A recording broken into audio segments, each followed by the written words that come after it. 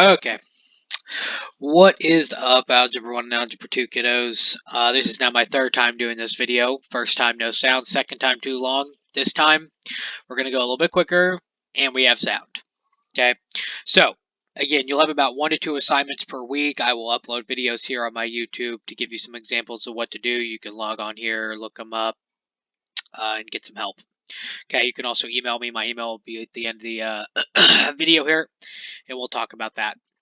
But the first thing that I sent you, your first assignment is solving equations. Linear and absolute value, I think, is the last problem.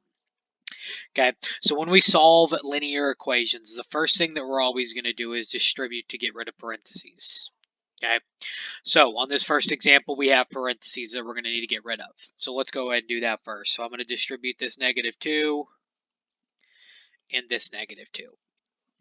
So when I do that, I get 3x minus 8x plus 6, right? When I multiply -2 times 4x and -2 times -3. On the right side, when I multiply this -2 into his parenthesis, I get -12x minus 8, and this -4 at the end just chilling. Okay, kind of like this 3x right here was at the beginning of the problem. He was just chilling, so we just write him down.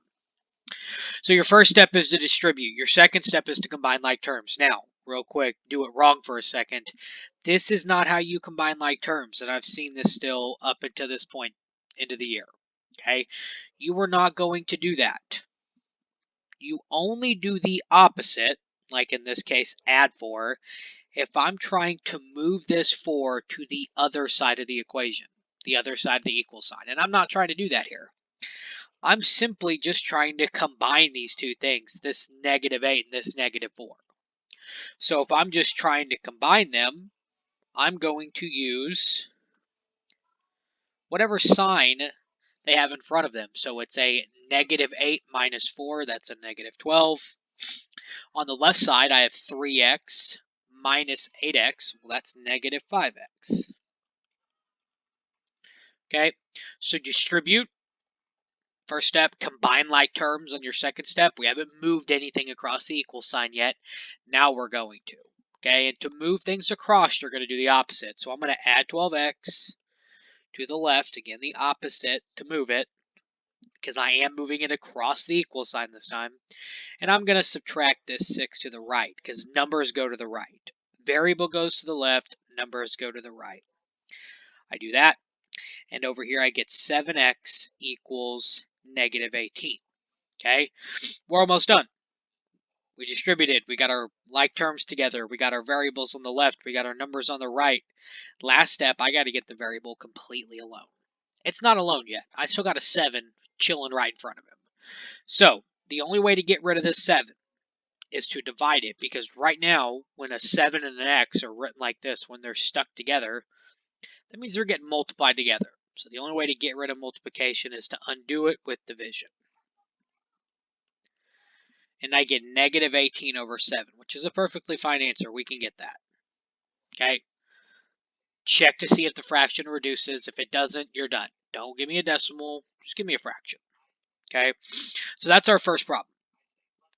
A pretty simple, straightforward solving an equation. We distributed, we combined like terms, we got our variables on the left, we got our numbers on the right, and then we got our variable completely alone.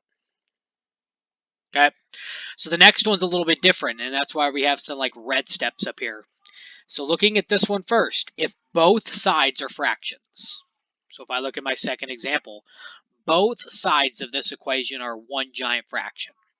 Okay, so to do this problem, we are going to cross multiply, but we're going to do it second. Okay, we're still going to do it second. We need to get rid of parentheses. So I'm going to distribute this 2 in, so the left side doesn't change at all. The right side changes to 6x minus 20 over 5. Okay, so we're still going to distribute first. Now here comes the cross multiplication step. Since both sides are a fraction, I'm going to take the bottom left and multiply it by the top right. Now, when I do this, I'm taking the number 3. It's just a single number, so it's called a monomial. But I am multiplying it by 6x minus 20. 6x minus 20 is a binomial. It has two terms in it, right? It has a 6x and then a minus 20. So anytime you multiply a binomial, a trinomial, a polynomial, you need to put that expression in parentheses, like that. Okay? So that I know, that you know, that we all know, that I'm going to multiply that 3 by the 6x and the 20 here in a second. Same thing on the other side. I need to do 5 times negative 5x plus 2, and that goes in parentheses because it's a binomial. And now it's just a problem like the one we did before. We need to distribute.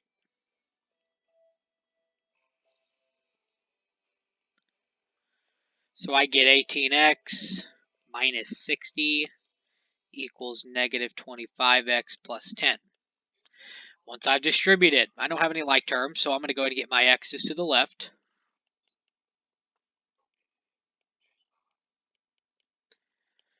And get my numbers to the right. Again, do the opposite. So I get 43x equals 40. Sorry, not 40.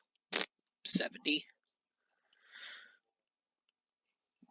Okay. And then last step, you need to get your x all by itself. So the only way to get rid of 43 is to divide it. So I get a pretty weird answer there. 70 over 43, but that's fine. Answers are not always going to be pretty. And that fraction doesn't reduce. Okay, so again, if both sides of the equation are a fraction, you need to cross multiply. Distribute first if you need to, and then cross multiply like I did here. Again, if it's a binomial or a trinomial or a polynomial, it's got to go in parentheses like these guys did. Okay, and the number, the monomial in front of it. So I know that I need to multiply that number to both terms, like I did right here and right there. Okay. Now, what about if one side's a fraction? All right, so I look at number 3 here. Only the left side is a fraction, so we still got to fix that. I don't have any distribution that I need to do. To get rid of this fraction, it's divided. That's what a fraction is. It's division. I'm going to do the opposite, so I'm going to multiply this 3 in the denominator to the other side of the equation. Okay, obviously I'm going to do it over here, but I cancel them because if I have a 3 in the numerator, the top of it, and a 3 in the denominator of a fraction, just cancel. But on the right side, I need to put 2x minus 4 in parentheses because it is a binomial, and I'm going to put the 3 behind it or in front of it. It doesn't matter. You can distribute a number whether it's in front of or behind a parenthesis, as long as there's nothing in between them. There's nothing there. So I know for a fact that they're getting multiplied. So I'm going to distribute this 3 in. So again, I took this 3 from the bottom of the fraction on the left side and just multiplied it to the right side. And now it's a pretty simple problem. Okay, again, once I get rid of the fraction, it's pretty much like the first problem. So I'm going to get my x's on the left. I'm going to subtract 6x. I'm going to subtract this 4 to the right because numbers go to the right. Again, make sure you're doing the opposite. Make sure you're doing your math correctly. I get negative 8x and then negative 16 over here. Last step, get our x completely alone. So I'm going to divide by negative 8. Don't forget that a negative divided by a negative is a positive, so my answer is 2. Okay, so again, on that problem, only the left side was the fraction. So all I did was took the bottom of that fraction, multiplied it so that they canceled right here, but I actually went ahead and multiplied it to the other side. Okay, you actually have to multiply it on the other side. And make sure you multiply it to everything over there. The 2x and the negative 4. Or whatever your problem has. Okay, so those are linear equations. Then quickly on the last part, we have absolute value equations, a little bit different. Absolute values have 2 answers because the absolute value of a number, let's say I did the absolute value of 10, well that's 10. The absolute value of a negative 10 is also 10 because we know that absolute values turn negative numbers into positives. But if you notice here, 2 numbers, 10 and negative 10 got us the same answer. Okay, so we have to account for that in our problem. We have to account for the fact that we could plug in two separate numbers and still end up with the same answer. So here's how we're going to do that. Absolute value equations. The first thing you need to do is get the absolute value bars isolated. Don't change what's inside of them. Okay, so if I'm looking at this example that I gave you, I need to get these guys and what's inside the x plus 2 all by itself on the left. So I got two things that are over there cramping it. The 3 and the negative 5. Now, you have to move addition and subtraction first. Okay? I can't just go over here and try to divide by 3. Okay? I'm also not going to distribute this 3 because you cannot distribute into an absolute value bar, ever. So to get rid of this 3, I'm going to have to divide it, but I don't want to divide it yet. Okay? I want to wait to do that last, because if I divide it now, it gets a little messy. So I'm going to start off by adding 5 over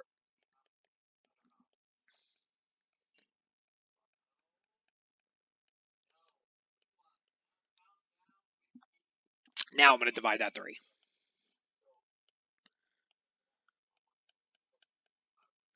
So the absolute value is all by itself now. It's isolated. That's your first step. Okay? Once you've done that, you're going to create two cases. Case 1 and case 2. So we can get two answers here.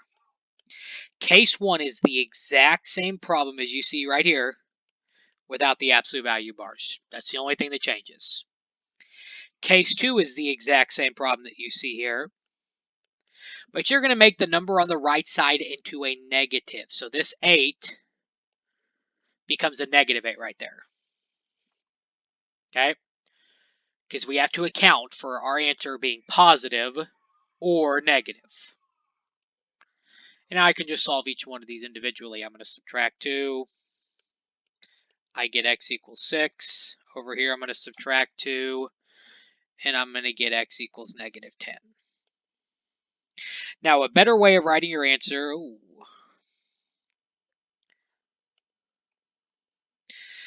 especially for us, trying to prep for the ACT, they may have you write it in set notation, where I'm going to use this little bracket that I'm not very good at making. And you're going to put your smaller number first and your bigger number second. So that's just a little more condensed way of writing our answer. You don't have to do it on your homework. If you want to, that's cool. I'll give you a little bit extra credit. Why not? If you, this is just a better way of writing it. It says that x is the set of negative 10 and 6. So it just says, hey, my answer includes two answers. Okay. So again, absolute value equations, you should always have two answers. Again, right there is why. We have two answers because two different numbers can get us the same answer. So again, isolate the absolute value. I isolated the absolute value. That's how I got to right here. Then I created my two cases and solved both cases. Okay. That's how you do an absolute value equation. Isolate it, create your cases, solve them both. Now, got to wrap this up quick. Here is my email if you don't have it.